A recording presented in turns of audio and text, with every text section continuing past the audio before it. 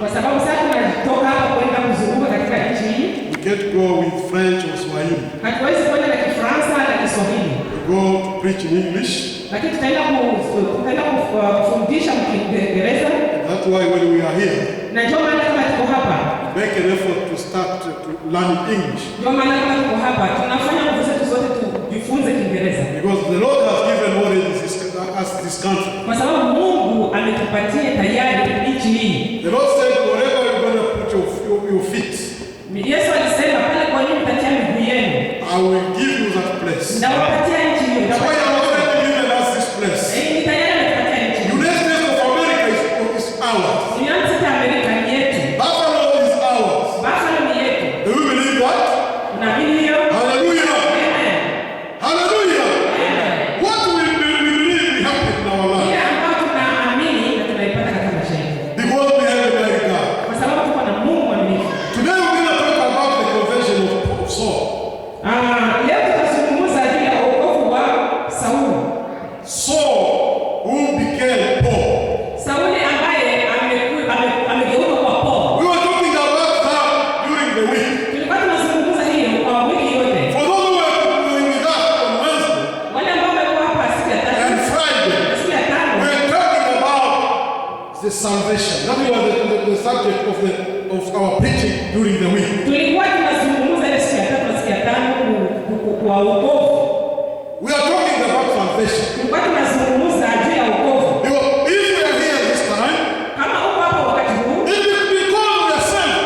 ni kwa sababu tumeokoka. We are saved, that's why we are here. Tunaokoka ndio maana tuko hapa. And we glorify the Lord for that. Na tunamshukuru Mungu kwa ajili ya hilo. If you go around in the street, Ukaenda kwa tembea katika njia huko. you want to see other people who don't care about God. Utaona watu wengine hawajali juu ya Mungu. They are smoking, they are drinking, they are doing whatever they want. Wanavuta sigara, wanakunywa pombe, Because they don't fear God. kwa sababu hawamuogopi Mungu. Because they know nothing about Kwa salvation. sababu hawajui nini juu ya wokovu. But if you and I are here this time, Lakini kama wewe na mimi tuko hapa kwa sasa, it is because we know about salvation. ndio maana ni kwa sababu tunajua wokovu. And we receive that from salvation.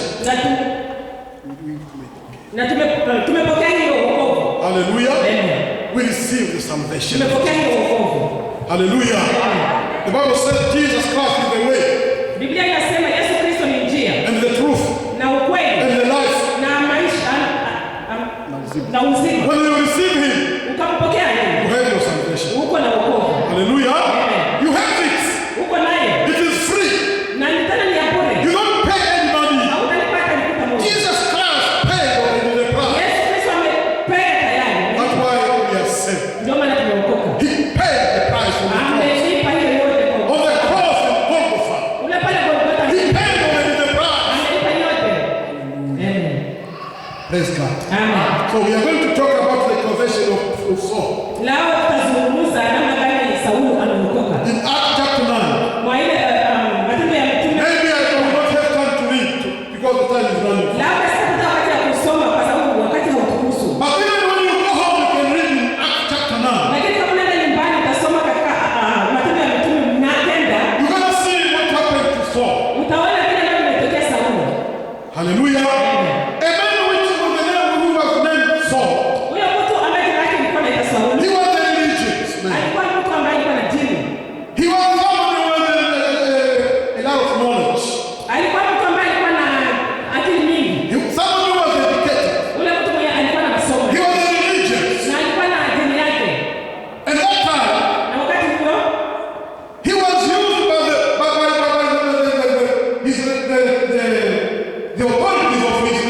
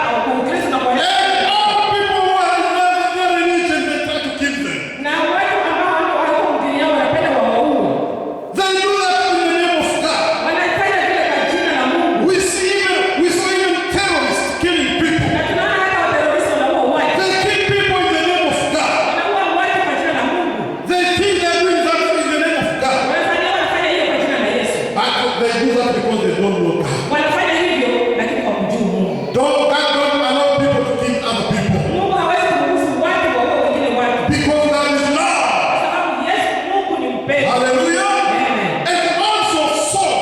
Na sasa Saulo, He was doing the same at that time. na Saulo alikuwa anafanya hivyo kwa hiyo wakati. He was killing people and putting them in prison. Alikuwa anaua watu wakati mjeni. Because he didn't like the faith of Christians. Na kwa sababu hakuwa anapenda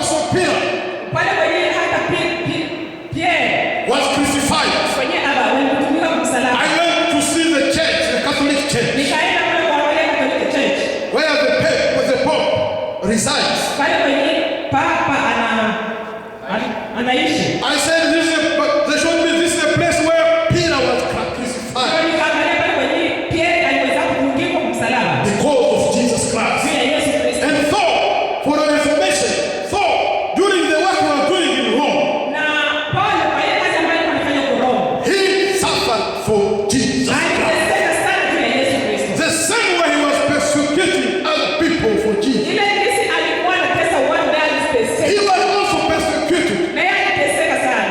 Because if you read in the epistles in the letters of Paul, Ukasoma kitabu cha Paulo, you're going to see many times he was arrested. utaangalia utaona kama wakati mwingi walikuwa wanamfunga. Arrested just because of Jesus. Walikuwa wanamfunga kwa ajili ya injili ya Yesu. I was reading in Acts chapter 16, Nilikuwa nasoma Matendo ya Mitume 16 and I saw how he was arrested with Silas na nikaona kisa alikuwa anamfunga pamoja na Sila just because he cast out demons in a lady. kwa sababu alitosha mapepo ndani ya mwanamke mmoja. The owner of the husband of the friend of that man said, "Why he does this?"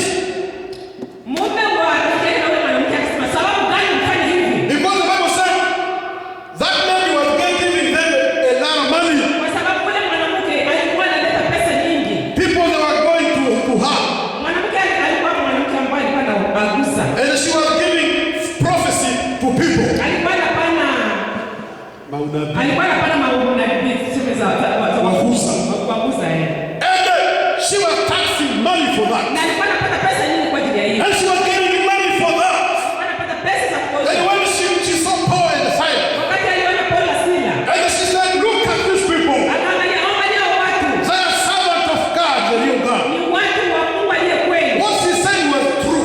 Ile alisema ilikuwa kweli. But Paul felt in him that the spirit he is speaking is not a spirit of God. Lakini Paulo akasikia ndani mwake ya kwamba roho ambayo inazungumza katika mwanamke si roho ya Mungu. And he rebuked that spirit in the name of Na Jesus. akafukuza katika jina la Yesu. When the spirit came out, Na wakati wale mapepo when zilienda, the spirit got out, wale mapepo zikaenda and then they said, "No, they took Paul and Silas. na wale watu wakamata Paulo na They Sila arrested them wakawafunga until they put them in prison." na sasa wakatia ndani ya prison. He suffered for Jesus. Wakateseka kwa ajili ya Yesu Kristo. Amen, amen. Amen. He suffered for Jesus Christ. Wakateseka kwa ajili ya Yesu.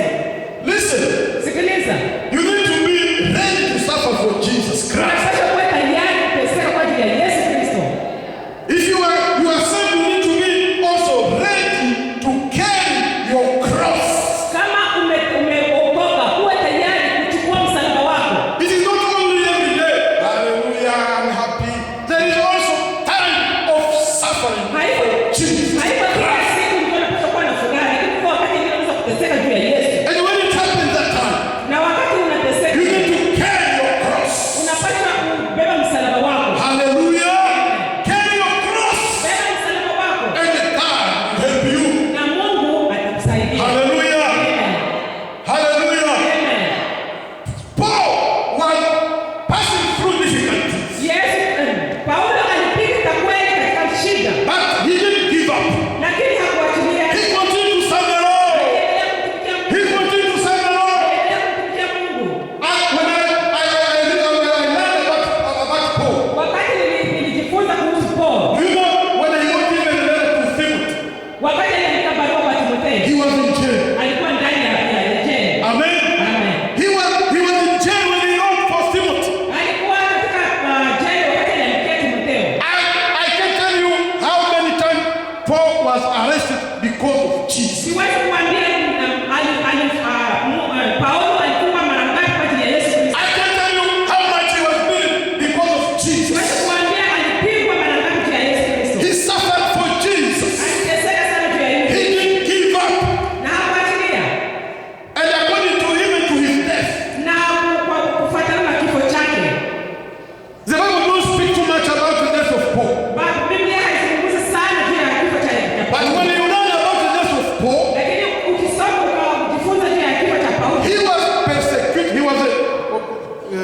executed. Tuseme walimuua. They killed him. Walimuua. He didn't die because of sickness. Hakugonjwa kufa. They killed him. Lakini walimuua. But he was ready to die because of Jesus. Kufa juu ya Yesu Kristo. I'm going to tell you another thing I was about to forget. Na nitaambia kitu gani bali nimetaka. That man was strong enough in the Lord. Ule Bwana alikuwa nguvu katika Yesu Kristo. Hallelujah.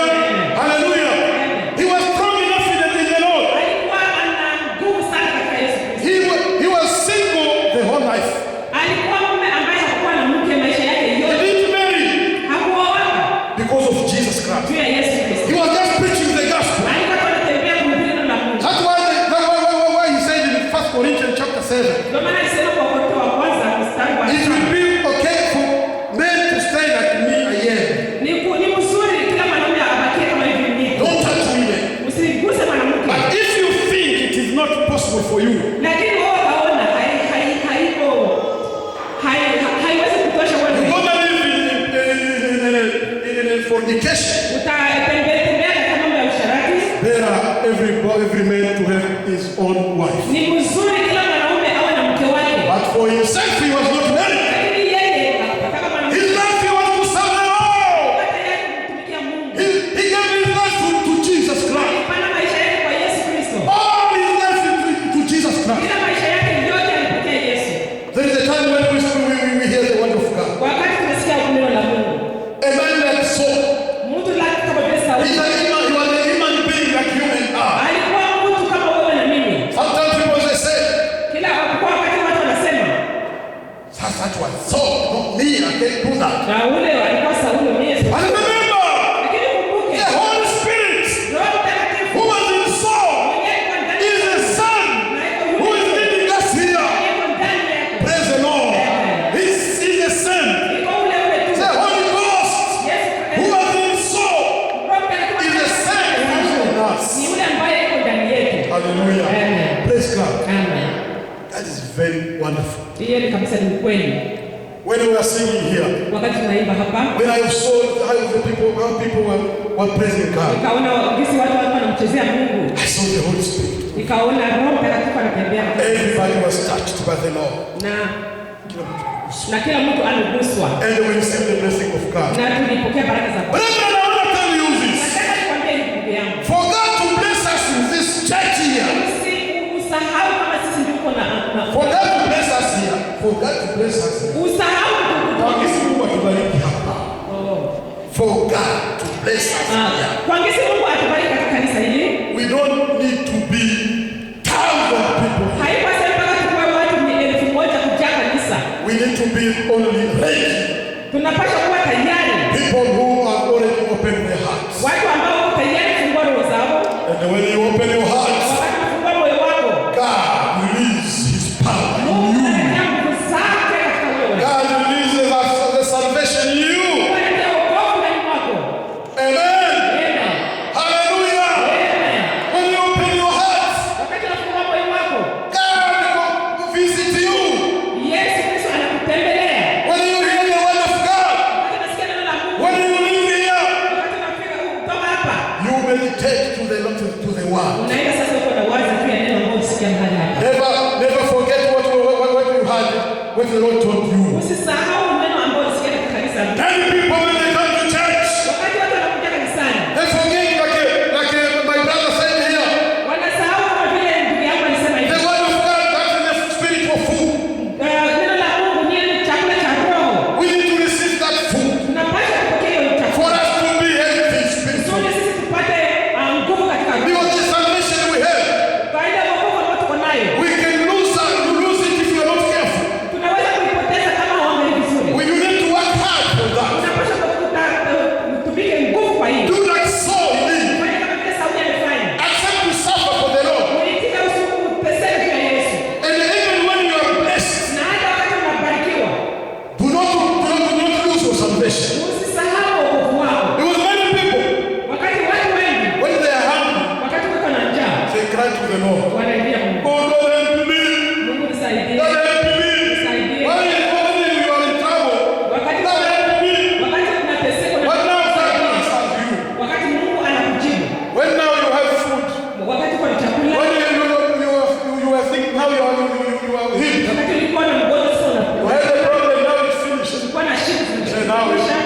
now this is a time now to enjoy with my life. Unasema sasa ndio wakati yangu na And then you forget about God. na unamsahau Mungu. Never do that in your life.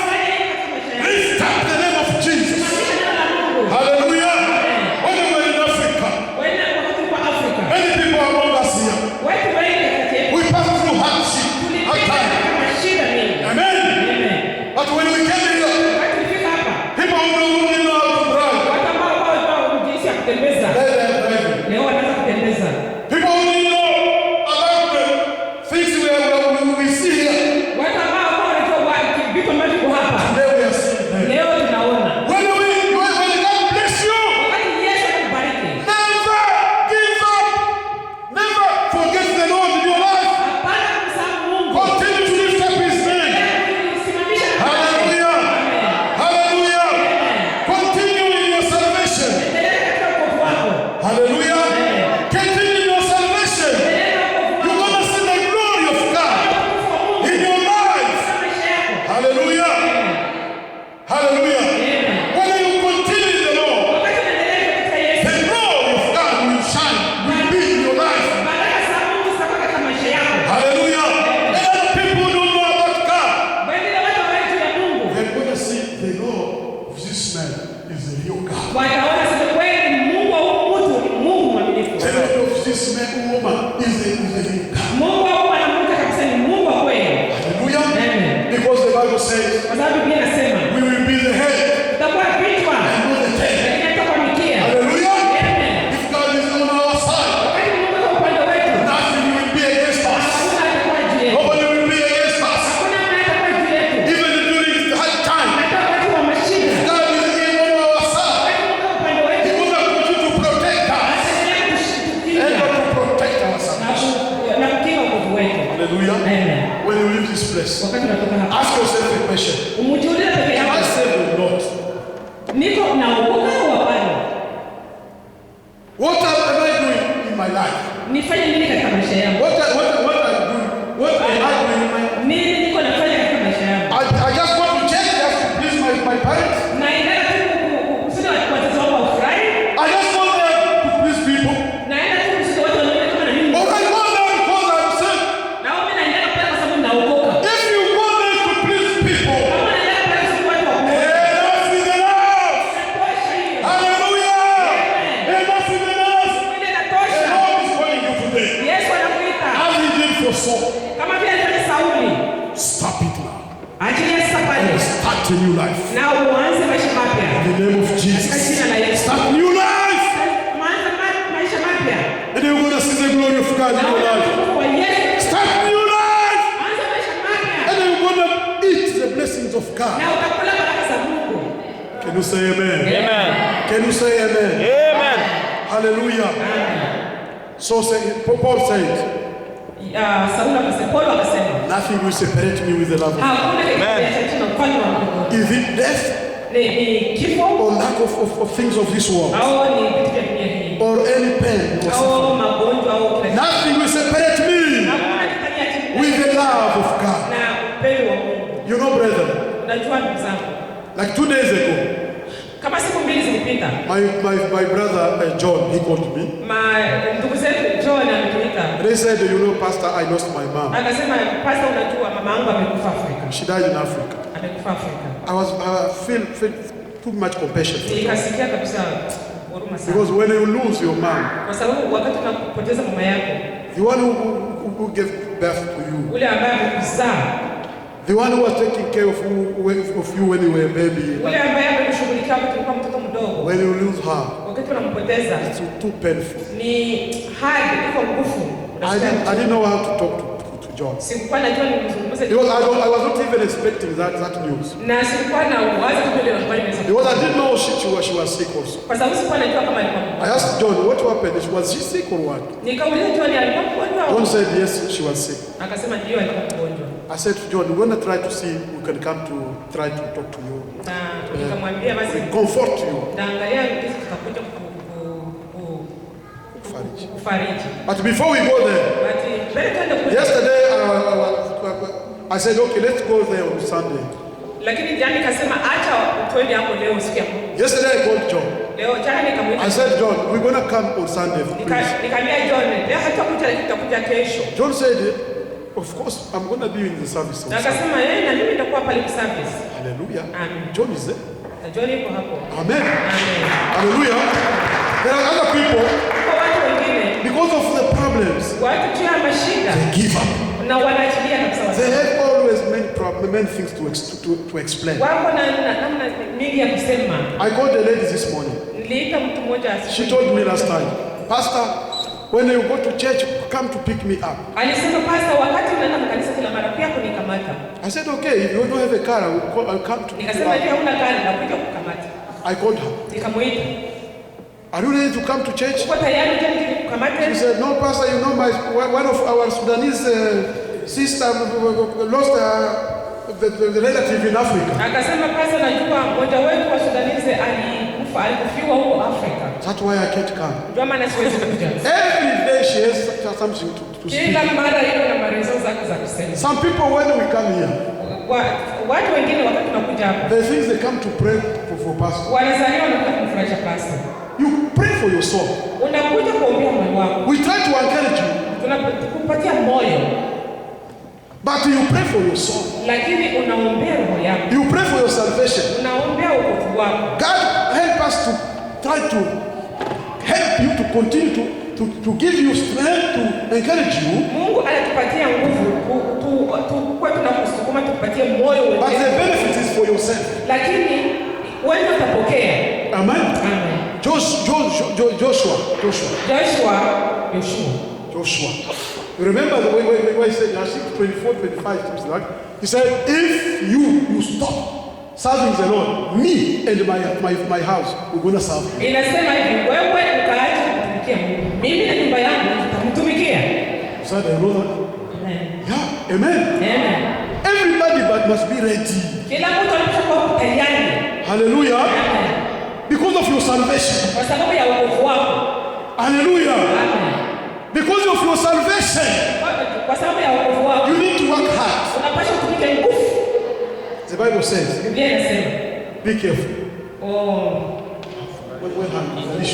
Fanya angalisho. Because the enemy is not far from you. Kwa sababu ule adui haiko mbali na wewe. He's coming always to check. Anakuja kila siku kuchungulia. Check. Hautamwona lakini kupani. If you open, kama ukifungua, he enters. Anaingia ndani. They come with 7 more even stronger than him. Na kisha anakuja na wengine 7 wenye wako nguvu kumshinda yeye. One demon get out from you. Mmoja anatoka ndani yako. When he come back, akisha kurudia, he comes with 7 more. Anakuja na marafiki yake 7 wa kumfukufu. If there are 70, hata makumi 7. No, if there are 70, they get out from you.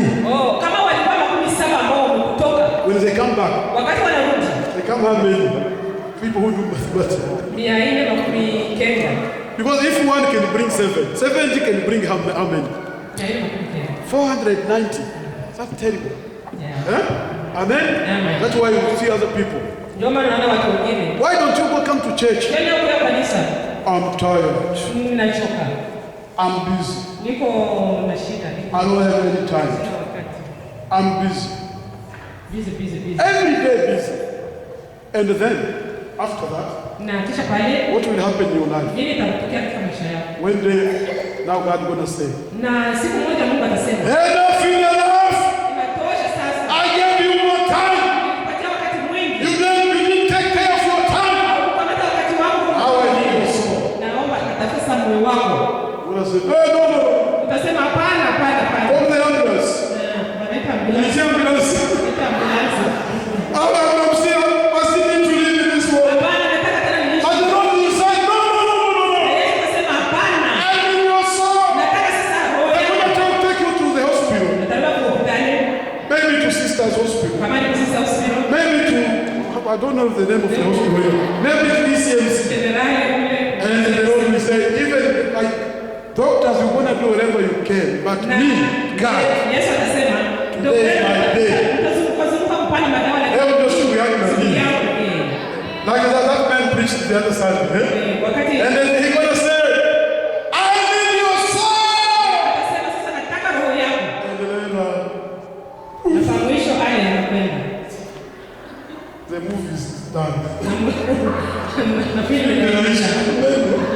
Everything you're fighting for in this world. The money in the bank. If you need to tell the bank to take that money to give to your relative. The bank will not take that money to give to the charities. Or to take to the food stamp. What will happen now? What will you gain now? It is better for you to understand that salvation is more than everything.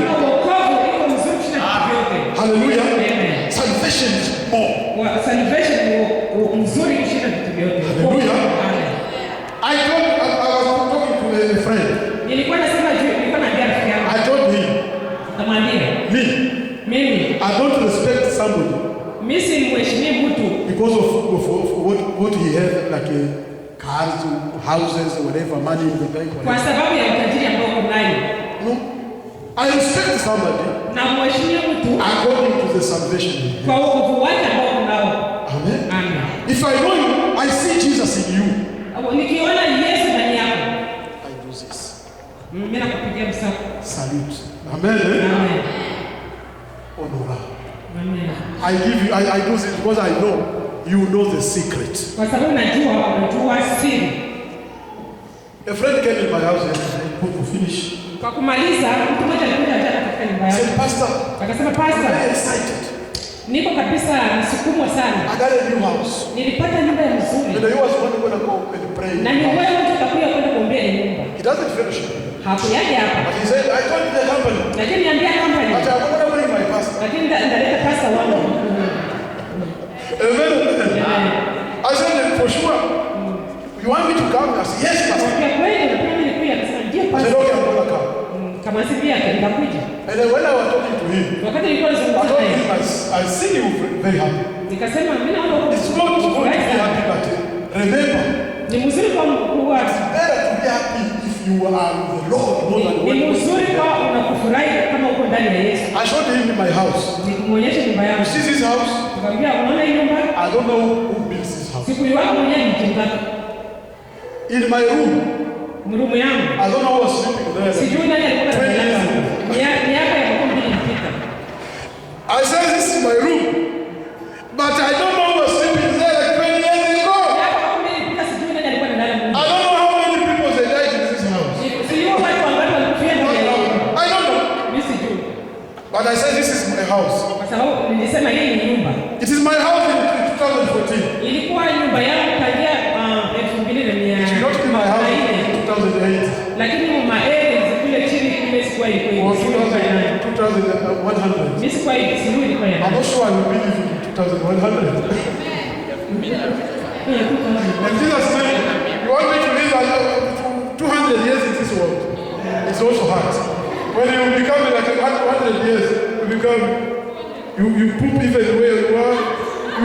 You become like an animal. That's what good too. Amen. We need to go to enjoy the kingdom of God. Amen. Hallelujah. Amen. Hallelujah. Amen. But I want to show you, even the cars we are driving, those cars, they are just things. Today, since I'm here in this country, I saw a large amount of cars. When the hammer came in this country, when I saw it for the first time, big cars. I said, oh, this is what I want to get this. I asked how much it cost. You know how much it was? The hammer was $8,000.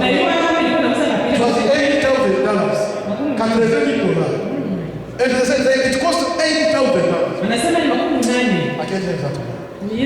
But I like it. After a few years, it passed. When you say, even if you have 50,000, you can get it. What can take? Things change in the world. And I had a friend, his children told him, Daddy, buy for us a limousine. Ubaba, Limousine is for wedding. utumizie limousine. But the children want the limousine. Lakini watoto wanapenda limousine. Limousine from here to the door over there. Ile mtokani ya mrefu. Na barabara limousine, avec with your children, Oh, limousine. You can buy a limousine. Unaweza kuuza limousine. Drive it like 1 month. Unaitembeza hata mwezi mmoja. I'm tired of this limousine. Toka na limousine. You're going to find maybe a little car. Utaenda kuangalia gari kidogo. That is the world. Ile ni dunia. It's only salvation Ni wokovu tu which can make you happy. ile tu inaweza kupata upate furaha. If you are saved, Kama unaokoka, that's enough in your life. ile inatosha katika maisha Can you yako. say amen? If you are saved, Kama unaokoka, you're good. ule uko mzuri kabisa. In America they say you are saved. You are saved. You are saved. Inatosha. Wokovu inatosha. Wokovu inatosha. Praise God. Amen. Le salut suffit. Amen. Salvation is enough in our life. No salvation, no life. Amen.